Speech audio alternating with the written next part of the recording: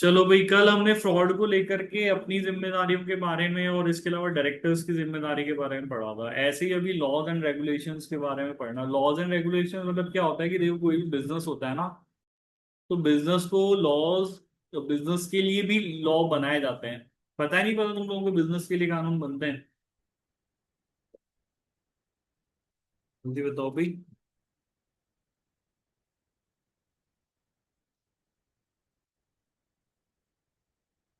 बनते ही नहीं बनते बिजनेस के लिए कानून। क्या हो गया, मेरी आवाज नहीं आ रही क्या? Am I audible, Simran? Yes sir, मेरे यहाँ पे नेटवर्क इशू है तो। अच्छा हाँ, तो मैं ये पूछ रहा था, क्या लॉज एंड रेगुलेशन मतलब बिजनेस के लिए कानून बनते नहीं बनते? Yes sir. कौन से कानूनों के बारे में जानते हो जो बिजनेस के लिए बनते हैं?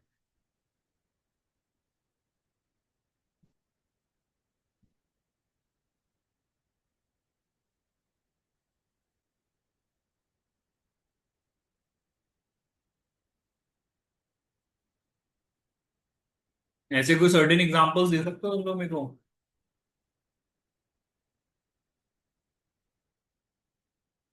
नहीं पता, कोई बात नहीं, फाइन, मतलब ठीक है। तो देखो, क्या है कि जब आप बिजनेस करते हो तो आपकी कंट्री के अंदर सरकार आपके बिजनेस करने के लिए काफी सारे कानून बनाती है। ठीक है। वो टैक्स से संबंधित हो सकते हैं, आपके रजिस्ट्रेशंस की भी, जब आप बिजनेस करोगे तो आपको अपना बिजनेस रजिस्टर कराना पड़ेगा, वो हो सकते हैं। ठीक है। एम्प्लॉय से रिलेटेड हो सकते हैं कि भाई आपके यहाँ लोग नौकरियां करेंगे तो उनसे रिलेटेड आपके लिए लॉज हो सकते हैं। तो ऐसे जब आप बिजनेस करते हो तो काफी सारे लॉ की कंप्लाइंस आपको करनी पड़ती है ना। अब इसमें ऑडिटर का क्या लेना देना है, सीखने वाली बात ये देखनी है हमको, है ना।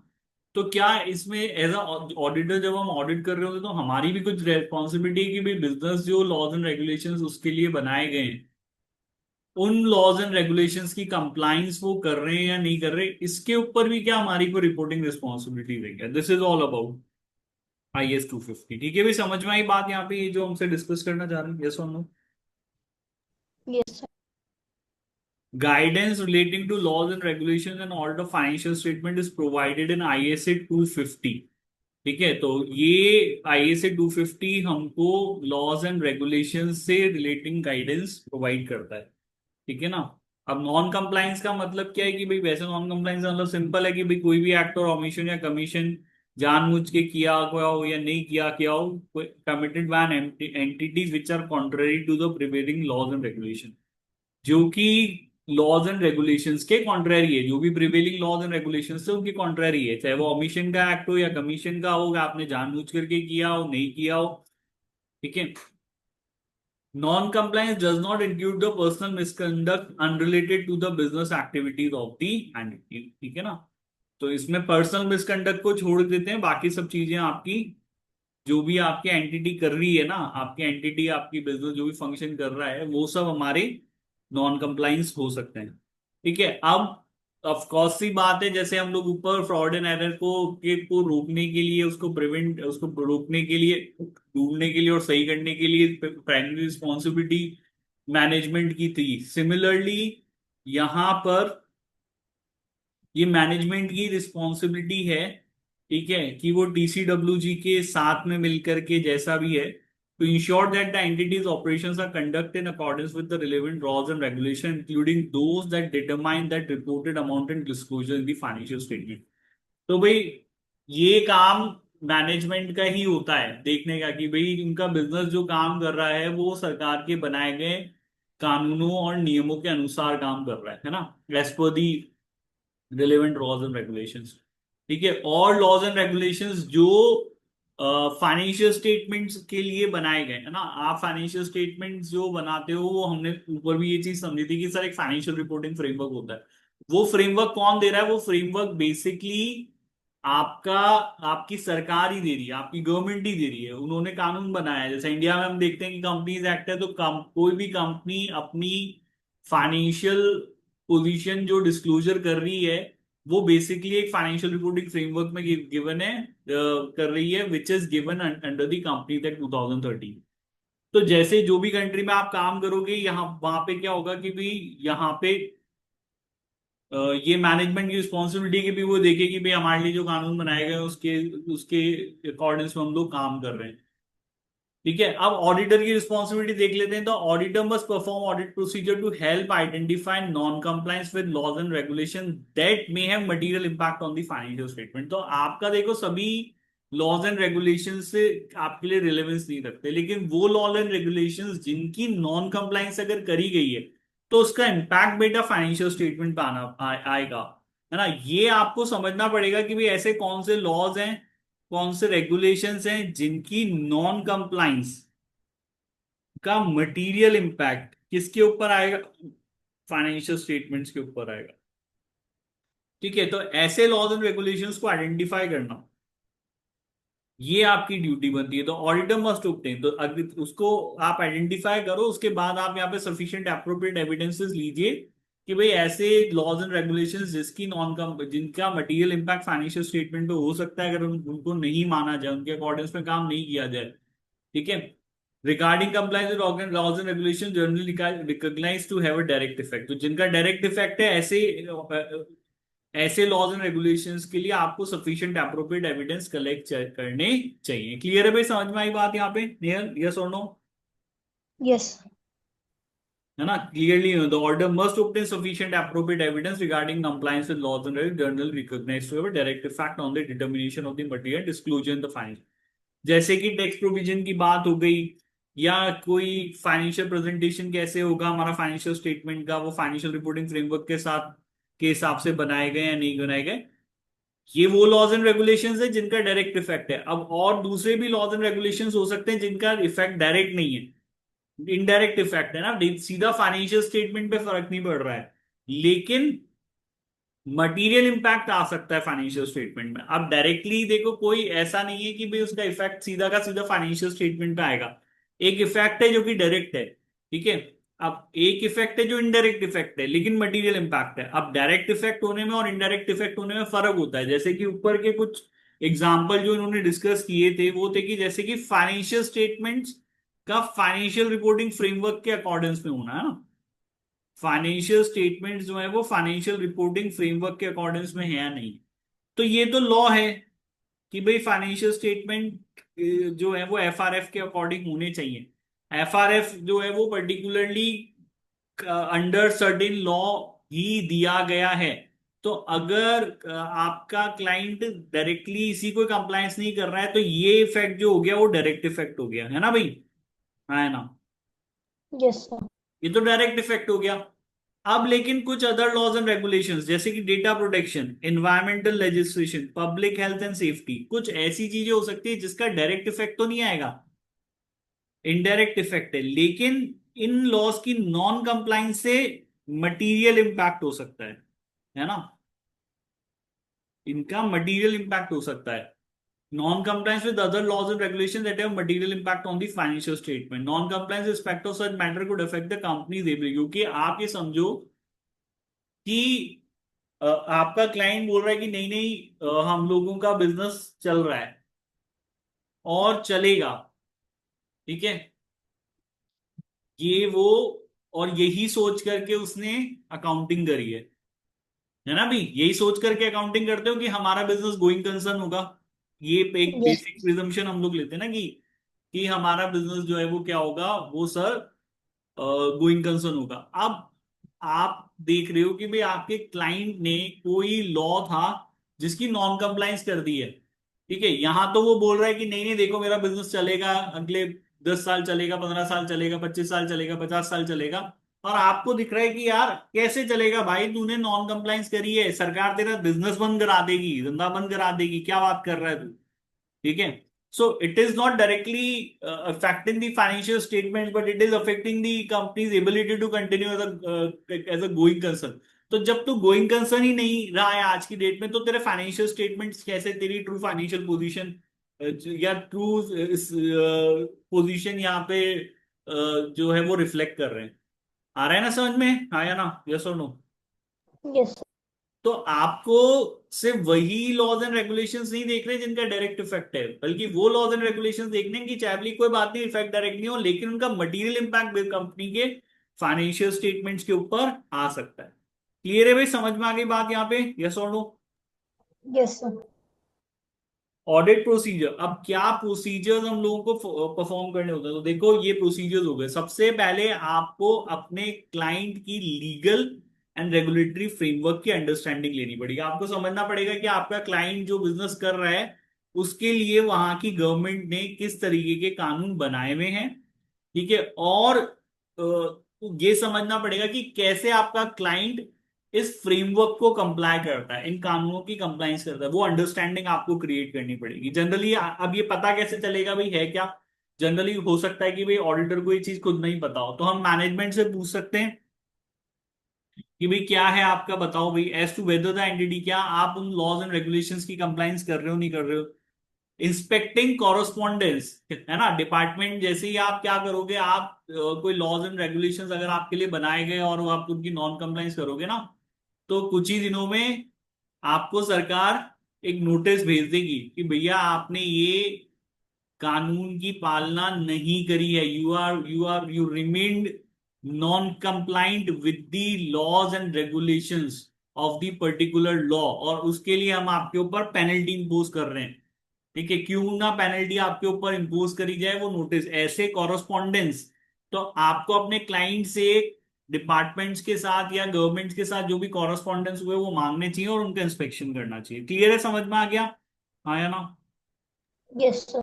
ठीक है, तो ये तो डायरेक्ट प्रोसीजर्स हो गए। उसके अलावा अलर्ट रहने के लिए रहे कि भाई जब आप दूसरे ऑडिट प्रोसीजर्स परफॉर्म कर रहे हो, ठीक है, तो आप अलर्ट रहो, हो सकता है कि भाई कोई नॉन कंप्लाइंस का इंस्टेंस आपके सामने आ जाए।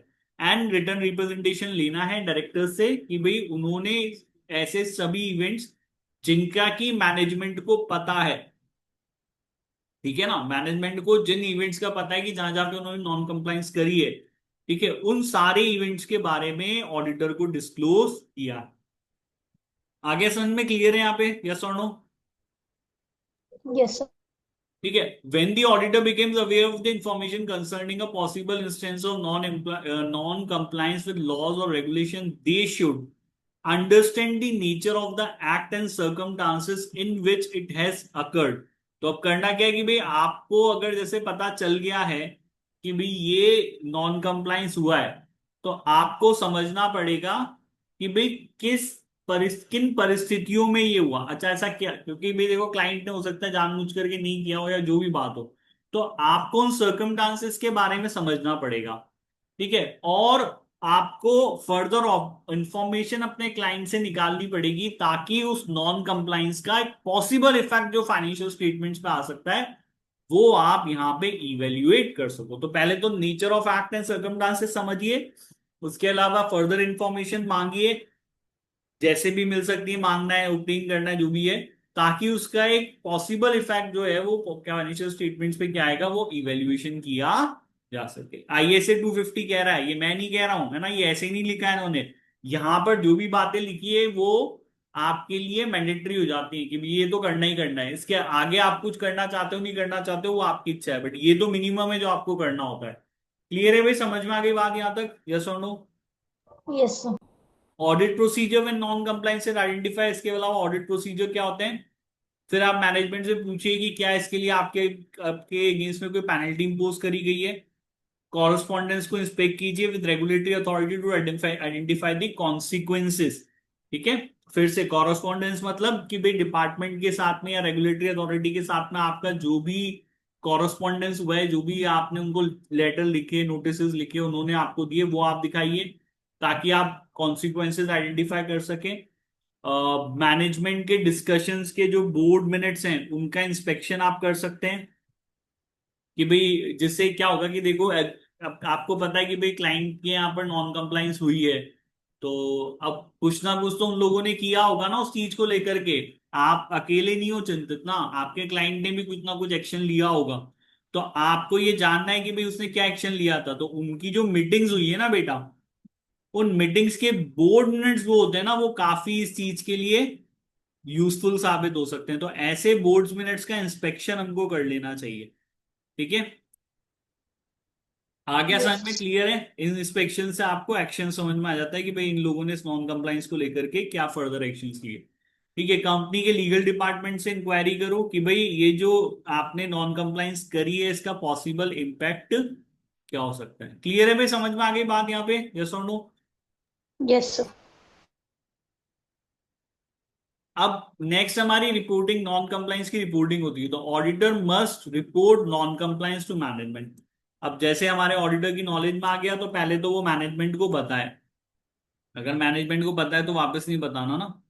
हाँ, ये सर लिखा था ISA 250 में, उनको पता था। पर जो चीज पता है मैनेजमेंट को, ठीक है, तो ऑडिटर को मस्ट मस्ट है कि वो मैनेजमेंट को नॉन कंप्लाइंस रिपोर्ट करे, अनलेस प्रोहिबिटेड बाय लॉ और रेगुलेशन। जब तक आपको कानून यहां पे इसको मैनेजमेंट को बताने से रोकता नहीं है ना, तब तक आप पहले फर्स्ट आपके लिए मस्ट है कि आप मैनेजमेंट को, DCWG को रिपोर्ट करोगे। दूसरा, अगर ऑडिटर को लगता है कि नॉन कंप्लायंस इंटेंशनल है, जानबूझ करके किया है, मटेरियल है, ठीक है, तो ऐसे नॉन कंप्लायंस किस केस में, जब वो इंटेंशनल होता है और वो मटेरियल होता है, तो मैनेजमेंट को नहीं, आपको TCWG को रिपोर्ट करना चाहिए, दोज चार्ज विद गवर्नेंस। क्योंकि अगर आपको लगता है भाई मैनेजमेंट खुद इन्वॉल्व है इसके अंदर, जानबूझ करके किया गया है, मटेरियल है, तो ऐसे केस में TCWG को इन्फॉर्म करें। अब मैनेजमेंट को अब ऑडिटर को लगता है कि मैनेजमेंट या TCWG इन्वॉल्व है, तो matter should be reported to the audit committee. तो ऐसे केस में ISA 250-25 कह रहा है कि ऐसे केस में ऑडिट कमिटी को या फिर सुपरवाइजरी बोर्ड को यहाँ पे क्या करना चाहिए, रिपोर्ट करना चाहिए। ये अलग हो सकता है, देखो हम ऑडिट कमिटी के साथ एक उसमें काम करते हैं, तो अगर आपको लग रहा है कि भाई मैनेजमेंट के लोग या फिर जो जिनके हाथ में गवर्नेंस है वही लोग इसमें इन्वॉल्व है, तो आप ये मैटर ऑडिट कमेटी को या सुपरवाइजरी बोर्ड को रिपोर्ट कर दो। ठीक है, अगर आपको लगता है कि मटेरियल इफेक्ट है, तो फिर अब हमारी जो ऑडिट रिपोर्ट है, उस ऑडिट रिपोर्ट में हम क्या करेंगे, हम ऑडिट रिपोर्ट में मॉडिफिकेशन कर सकते हैं। ठीक है, मॉडिफिकेशन क्वालिफाइड हो सकता है, मॉडिफिकेशन में हम लोग एडवर्स ओपिनियन की तरफ जा सकते हैं, डिपेंडिंग अपॉन कि भाई कितना मटेरियल मटेरियल इफेक्ट है, तो क्वालिफाइड या एडवर्स ओपिनियन दिया जा सकता है। ठीक है, इसके अलावा आपको लीगल और एथिकल रिस्पॉन्सिबिलिटी देखनी है, क्योंकि भाई हो सकता है कि भाई अभी ये हम चीज जो पढ़ रहे हैं वो एक बहुत जनरल बात पढ़ रहे हैं, तो गवर्नमेंट ने कानून बनाया, उसमें ऑडिटर के ऊपर ही उस लॉ के अंदर रिपोर्ट कर रखी है कि भाई जो भी स्टैट ऑर्डर होगा उसकी नॉन कंप्लायंस का कोई इश्यू सामने आया है, तो फिर ऐसे केस में ऑडिटर को रिपोर्ट करना चाहिए to the third party, that is regulatory authority. सरकार हो सकती है, गवर्नमेंट हो सकती है, रेगुलेटरी अथॉरिटी हो सकती है। क्लियर है भाई? समझ में आ गया यहाँ पे? यस और नो? Yes, sir. ठीक है, नेक्स्ट नेक्स्ट नेल क्या है फिर, नॉकलर करके हमारे पास ना एक अलग से यूके के अंदर बेसिकली, ठीक है, आपको ये चीज थोड़ी सी ध्यान रखना कि लॉज एंड रेगुलेशंस के लिए आपकी जो भी रिस्पॉन्सिबिलिटी है वो ISA 250 में गिवन है। हालांकि अपने को ISA नंबर याद रखना अभी के स्टेज पे जरूरी नहीं है, बट फिर भी for the purpose of knowledge ये सारी चीजें ISA 250 में बताई गई है। ठीक है भाई, समझ में आ गई बात यहां तक? यस और नो? Yes, sir.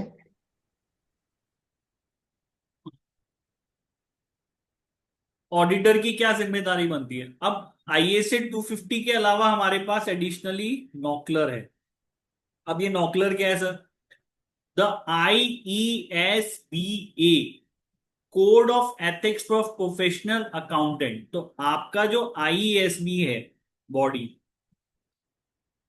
इन्होंने ethical requirement relation to an entity compliance with laws and regulation, यहां पे अब इसका फुल फॉर्म है basically the ethical standard responding to non compliance with laws and regulations. इसको हम लोग नॉकलर कहते हैं। ठीक है भाई, समझ में आ गया? Yes, sir.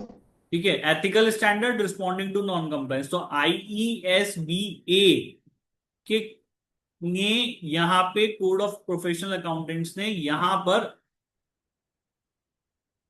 Laws and regulations को लेकर के अलग से यहां पे आपको क्या दिया है, कोड दिया है। ठीक है, it is addition to ISA 250, जो भी स्टैंडर्ड कह रहा है उसके अलावा है। ठीक है, ये आपको गाइडेंस प्रोवाइड कराता है accountants as to action that should be taken if they became aware. तो ये बेसिकली जो स्टैंडर्ड है ना नॉकलर, ये आपको गाइडेंस प्रोवाइड कराता है कि क्या एक्शन आपको लेना है अगर आपको कोई भी इलीगल एक्ट आपके क्लाइंट ने या आपके एम्प्लॉयर ने कमिट किया है, तो आपका क्या एक्शन होना चाहिए, है ना। The additional requirement have been introduced to address concern that the duty of confidentiality was acting as a barrier to the disclosure of potential. So this was not only to the auditor, this was applicable to the accountant also. मैं accountant हूँ, मैं job कर रहा हूँ, ठीक है, किसी company के अंदर तो मेरा एम्प्लॉयर है, अब उसने अगर नॉन कंप्लाइंस करी है तो उस केस में मेरी तो ड्यूटी ये हो जाती है कॉन्फिडेंशियलिटी की, भैया मैं ये जाके बाहर खुद से नहीं बनाऊं, है ना। यस और नो। ISA 250 वो ऑडिटर्स के लिए बना हुआ है, तो मेरे ऊपर नहीं था। इवन ऑडिटर्स की भी कॉन्फिडेंशियलिटी को लेकर के कुछ ना कुछ जिम्मेदारी रहती थी, तो उस चीज में जो एक एक स्थिति थी असमंजस की, उसको खत्म करते हुए हमारे ISBA के कोड, जो ISBA ने ये अलग से यहाँ पर स्टैंडर्ड बना दिया कि भैया ये आपको गाइड करेगा, ठीक है। Was acting as a barrier to the disclosure of potential knockler to public in appropriate circumstances. Auditors were resigning from ये सब दिक्कतें हो रही थी कि भाई ये सब दिक्कत हो जाएगी तो क्लाइंट छोड़, ऑडिटर काम छोड़ देगा।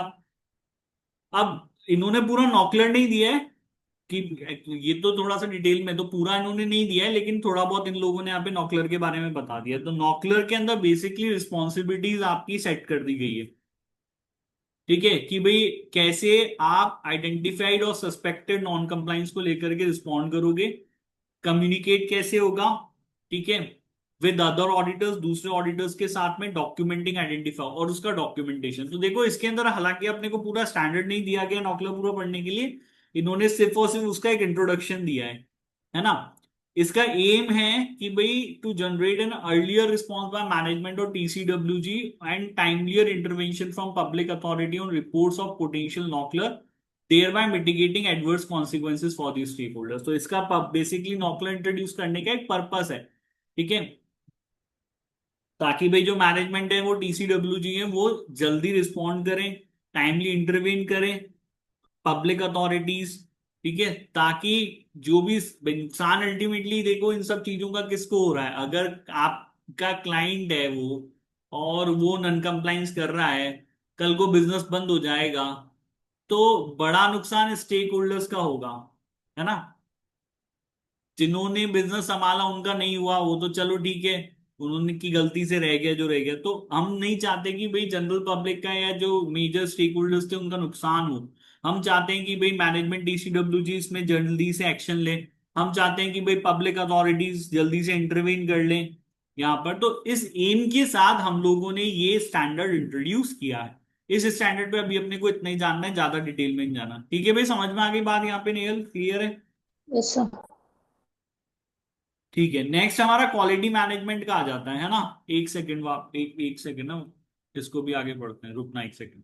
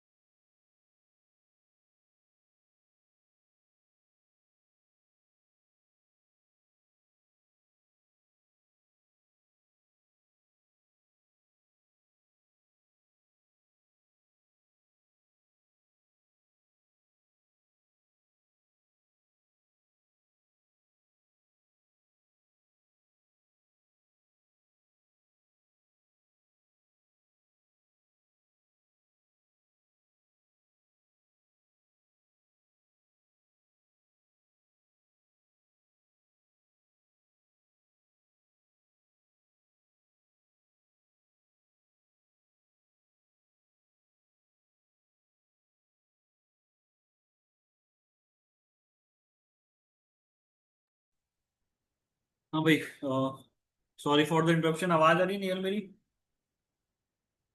Yes, sir. ठीक है, अब नेक्स्ट देखो, क्वालिटी मैनेजमेंट की बात आई थी। अब जो भी ऊपर बात थी वो अपन कर चुके, किसकी क्या जिम्मेदारी है, जो भी चीजें थी वो हो गई। अब इम्पोर्टेंट बात ये है, हम सर्विस प्रोवाइडर हैं, समझते हो ना? हम क्या दे रहे हैं, हमारे क्लाइंट को सर्विस दे रहे हैं। Yes, sir. तो हम बेसिकली क्या है, हम सर्विस प्रोवाइडर हैं। ठीक है, हम क्या सर्विस प्रोवाइड कर रहे हैं सर? क्या करते हैं अपन सर्विस प्रोवाइड? Auditing. बेसिक अपन ऑडिट कर, अश्योरेंस, अश्योरेंस या ऑडिट, हम लोग ऑडिट की सर्विस प्रोवाइड करते हैं। हमारी पर एक बड़ी ड्यूटी ये है कि हम जो भी सर्विस प्रोवाइड कर रहे हैं, इस सर्विसेज की क्वालिटी जो होनी चाहिए वो एक्सीलेंट होनी चाहिए। मतलब कि आपने अपना काम बहुत अच्छे से किया है ना? होना चाहिए, नहीं होना चाहिए, ये सुनो। Yes, sir. ठीक है, हमारे काम की क्वालिटी अच्छे से होनी चाहिए। तो ये क्वालिटी कैसे इंप्रूव होगी? अब ये हमारे को, इन्होंने यहाँ पे ISA 220, ISA 220 के अलावा भी हमारे पास क्वालिटी के मैनेजमेंट स्टैंडर्ड्स हैं। अलग से हमारे पास क्वालिटी के स्टैंडर्ड्स भी हैं। पहली बात करता है ISA 220, quality management for an audit of fine. कैसे आप अपने काम की क्वालिटी का को मैनेज करेंगे?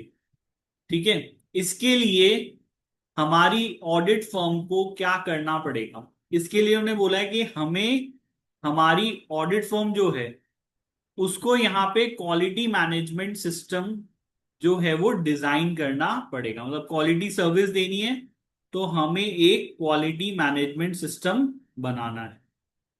ठीक है, इसे डिजाइन करना है, सिस्टम बना के ही छोड़ नहीं देना है, उसको इम्प्लीमेंट भी करना है। ठीक है, and operate a system, implement and operate. तो उस सिस्टम को आपको ऑपरेट करना पड़ेगा, इम्प्लीमेंट करना पड़ेगा। That provide reasonable assurance that a firm. ठीक है, तो आपको एक क्वालिटी मैनेजमेंट सिस्टम डिजाइन करना है, ऑपरेट करना है, इम्प्लीमेंट करना है, जो मैनेजमेंट सिस्टम इस बात का रीजनेबल अश्योरेंस देता हो कि आप जो ऑडिट करें वो audit professional standards, applicable legal and regulatory requirements के अकॉर्डेंस में करी गई हो। तो एक सिस्टम बनाया, जो सिस्टम क्या करना चाहिए, इस बात का रीजनेबल अश्योरेंस दे कि हमने जो सर्विस प्रोवाइड करी है, हमने जो ऑडिट करी है, ये एज पर स्टैंडर्ड्स करी है। ठीक है, इसके अलावा as per applicable legal and regulatory, जो कानून के हिसाब से, जो रेगुलेटरी के हिसाब से, उसके हिसाब से हमने ये ऑडिट करिए। तो एक सिस्टम बनाना पड़ेगा जो इस बात का रीजनेबल अश्योरेंस देता हो।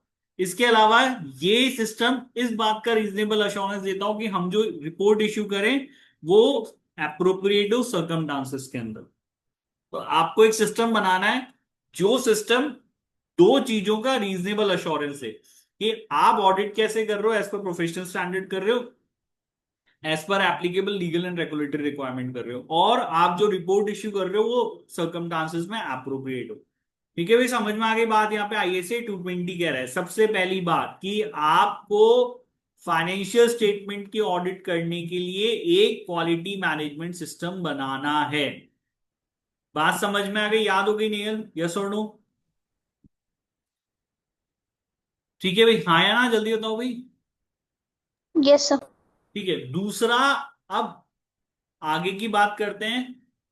आपको अपनी फर्म में पॉलिसीज एंड प्रोसीजर्स एस्टेब्लिश करने पड़ेंगे। मतलब आपको क्या बनाना है, आपको पॉलिसीज बनानी है, आपको प्रोसीजर्स बनानी है। किस चीज के लिए पॉलिसी, किस चीज के लिए प्रोसीजर? लीडरशिप की जिम्मेदारियों के लिए। आपकी बात कर रहा हूं मैं, आपके क्लाइंट की बात नहीं कर रहा हूं। तो आपकी जो फर्म होगी ना, ऑडिट फर्म, उसमें लीडर की क्या रिस्पॉन्सिबिलिटीज होंगी? क्वालिटी ऑफ ऑडिट को कैसे वो मैनेज करेगा, कैसे वो अचीव करेगा, उसके उसके लिए आपको लीडरशिप रिस्पॉन्सिबिलिटीज स्टैब्लिश करनी पड़ेंगी। एथिकल रिक्वायरमेंट जो भी रिलेवेंट होंगे उनसे रिलेटेड आपको पॉलिसीज एंड प्रोसीजर्स बनाने पड़ेंगे। ठीक है, कोई भी ऑडिट आएगी तो आप उसको कैसे एक्सेप्ट करोगे, कंटेनेंस को लेकर के पॉलिसीज एंड प्रोसीजर्स आपके खुद के होने चाहिए। एंगेजमेंट रिसोर्सेज, है ना? मैन पावर, टेक्नोलॉजी, उसको लेकर के पॉलिसीज एंड प्रोसीजर्स होने चाहिए। परफॉर्मेंस को लेकर के, मॉनिटरिंग एंड रेमिडिएशन को लेकर के, overall responsibility for managing and appealing और डॉक्यूमेंटेशन। तो इन चीजों को लेकर के आपके पास पॉलिसीज एंड प्रोसीजर्स होने चाहिए।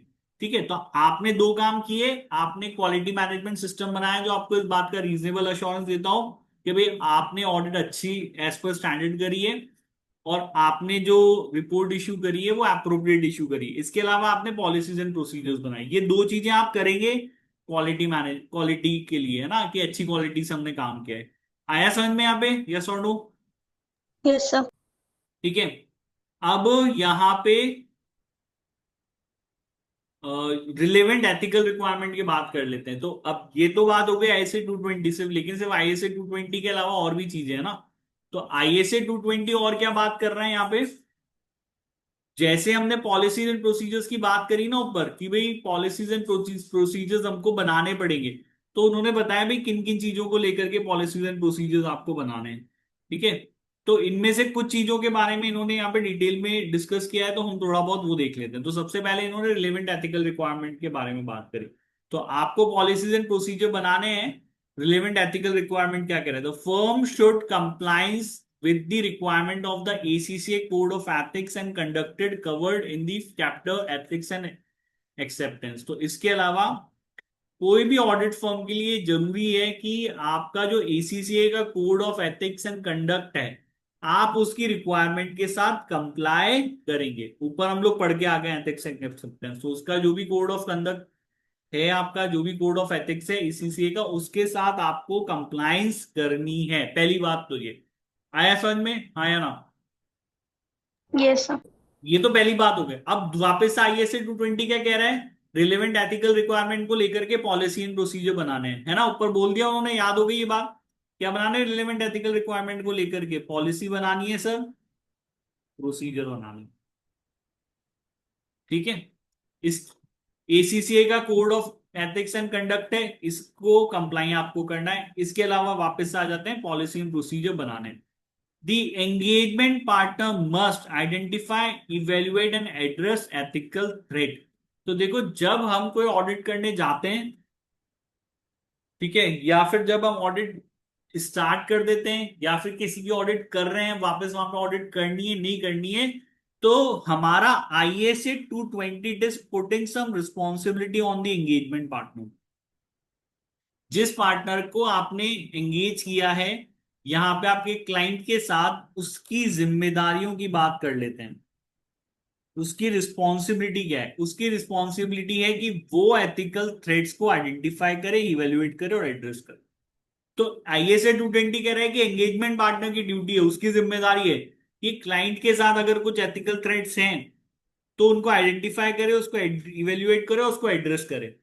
Remain alert through out the audit. During the audit, पूरे टाइम उसको अलर्ट रहना है कि कहीं कोई एथिकल रिक्वायरमेंट का ब्रीच तो नहीं हुआ है। एथिकल रिक्वायरमेंट अपन पढ़ के आ गए, कोड ऑफ एथिक्स, पूरा प्रीवियसली जो चैप्टर हमने एथिक्स में पढ़ा था, है ना, पढ़ा था पूरा चैप्टर हमने एथिक्स को लेकर के। Yes, sir. तो हमारा एंगेजमेंट पार्टनर ऑडिट स्टार्ट होने से खत्म होने तक अलर्ट रहेगा कि कहीं कोई एथिकल रिक्वायरमेंट का ब्रीच तो नहीं हुआ है। अगर हुआ है तो अप्रोप्रिएट एक्शन लेगा। ऑडिट की रिपोर्ट को प्रायर टू डेटिंग, डेटिंग करने का मतलब हो गया जिस दिन हम उसको साइन करके तारीख डाल देते हैं ना, उसको हम लोग डेटिंग कहते हैं। तो जब आप ऑडिट रिपोर्ट फाइनल करके उसको डेटिंग करते हो, take responsibility determining whether ethical requirement have been fulfilled. और वो जिम्मेदारी लेगा ये डिटरमाइन करने के लिए कि क्या एथिकल रिक्वायरमेंट का फुलफिलमेंट किया, क्या जो भी एथिकल रिक्वायरमेंट थी उनको पूरा किया गया है या नहीं किया गया, इस बात की जिम्मेदारी हमारा एंगेजमेंट पार्टनर रहेगा। तो आईएसए 220 ने बोला कि भाई देखो, ये जिम्मेदारी हम लोग एंगेजमेंट पार्टनर के ऊपर डाल रहे हैं। एथिकल थ्रेट का आइडेंटिफिकेशन करो, उसको इवेल्युएट करो, उसको एड्रेस करो। ठीक है, during the audit, through out the audit alert रहो कि भाई कोई एथिकल रिक्वायरमेंट की ब्रीच तो नहीं हुई है। एथिकल रिक्वायरमेंट अगर ब्रीच हुआ है तो अप्रोप्रिएट एक्शन लो, और इस बात की रिस्पॉन्सिबिलिटी लो ऑडिटर की रिपोर्ट को डेट करने से पहले कि आपने एथिकल रिक्वायरमेंट का फुलफिलमेंट किया है। आईएसए 220 कह रहा है। आएगा समझ में बेटा? क्लियर यहां तक? यस और नो? Yes sir. ठीक है, दूसरा हमारा पॉलिसी एंड प्रोसीजर्स में आ जाता है एंगेजमेंट रिसोर्सेज। फिर से आईएसए 220 क्या कह रहा है कि एंगेजमेंट पार्टनर की ही जिम्मेदारी है कि वो sufficient and appropriate resources are assigned, मतलब वो ऑडिट जब ले लेगा ना करने के लिए, जब उस ऑडिट करना है कि भाई आप ये डिसीजन ले चुके हो, ये ऑडिट हमको करनी है, तो उस ऑडिट को, उस क्लाइंट को sufficient resources, appropriate resources assign आप करने की रिस्पॉन्सिबिलिटी एंगेजमेंट पार्टनर की है। ठीक है, रिसोर्सेज में अपने तीन रिसोर्सेज आते हैं। ह्यूमन रिसोर्स आता है, आप जितनी जरूरत होगी उतने ह्यूमन रिसोर्सेज प्रोवाइड करेंगे, जितनी जरूरत होगी टेक्नोलॉजिकल रिसोर्स प्रोवाइड करेंगे, जितनी जरूरत होगी इंटेलेक्चुअल रिसोर्स करेंगे। जिम्मेदारी किसकी? एंगेजमेंट पार्टनर की जिम्मेदारी है। किसकी जिम्मेदारी है रिसोर्सेज प्रोवाइड करने की बेटा? Engagement part. एंगेजमेंट पार्टनर की। अब ह्यूमन रिसोर्स का मतलब क्या है कि भाई ह्यूमन रिसोर्स का मतलब है ऑडिटर के एक्सटर्नल एंगेजमेंट टीम। सबसे पहले तो ह्यूमन रिसोर्स में आपकी टीम आ जाती है जो ऑडिट करेगी, सबसे पहले टीम आ जाती है। फिर आपके एक्सटर्नल एक्सपर्ट्स आ जाते हैं। कई चीजों में देखो आपके पास एक्सपर्टीज नहीं होती, आपकी टीम में नहीं होती, तो आप उसके लिए एक्सपर्ट्स उठा के लाओगे। इंटरनल ऑडिटर्स भी जो है वो ह्यूमन रिसोर्स का पार्ट होते हैं, जो आपको डायरेक्टली असिस्ट करेंगे। तो वो कंपिटेंट और कैपेबल अगर हैं तो आप उनसे असिस्टेंस ले सकते हैं। हालांकि कब लेनी है, किस हद तक लेनी है, वो हम आगे के चैप्टर्स में पढ़ेंगे। तो ह्यूमन रिसोर्स में बेटा ये चीजें आ गई। क्या क्या आ गया? एंगेजमेंट टीम आ गई सर, ऑडिटर के एक्सटर्नल एक्सपर्ट्स आ गए, इंटरनल ऑडिटर्स हो गए जो आपको डायरेक्ट असिस्टेंस प्रोवाइड करेंगे। आगे समझ में क्लियर यहाँ पे कि भाई ह्यूमन रिसोर्स यस। प्रोवाइड करने का मतलब क्या है? Yes sir. ठीक है, अब ये कह रहे हैं कि आपका human resource competent and capable होना चाहिए ना। What do you mean by competent and capability? Practical experience, काम करने वाले लड़कों में लड़कियों में प्रैक्टिकल एक्सपीरियंस होना चाहिए। उनको समझ होनी चाहिए कि प्रोफेशनल स्टैंडर्ड्स क्या होते हैं। ठीक है, अकाउंटिंग एंड ऑडिटिंग के एरिया में, स्पेशलाइज एरिया में एक्सपर्टीज उनकी चाहिए। ठीक है, आईटी के ऑटोमेटेड टूल्स एंड टेक्निक्स में एक्सपर्टीज उनकी होनी चाहिए। रिलेवेंट इंडस्ट्री की नॉलेज होनी चाहिए। Professional capitalism and judgement exercise करने की एबिलिटी उनमें होनी चाहिए। ठीक है, फर्म के मतलब ऑडिट, आपकी फर्म के पॉलिसी प्रोसीजर्स की समझ उनमें होनी चाहिए। ये कॉम्पिटेंसी एंड कैपेबिलिटी का मतलब है। ठीक है भाई, समझ में आया यहाँ पे? यस और no? Yes.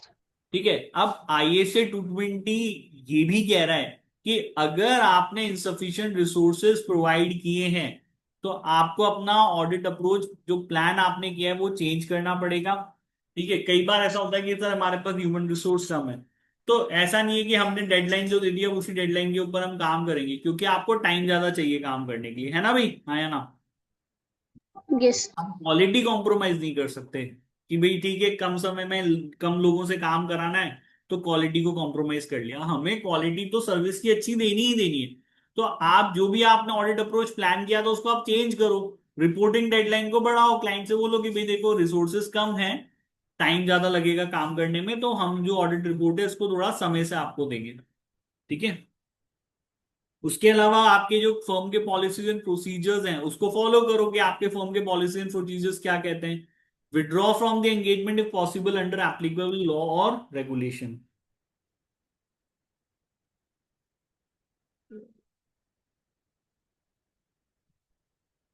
Nihal, am I audible?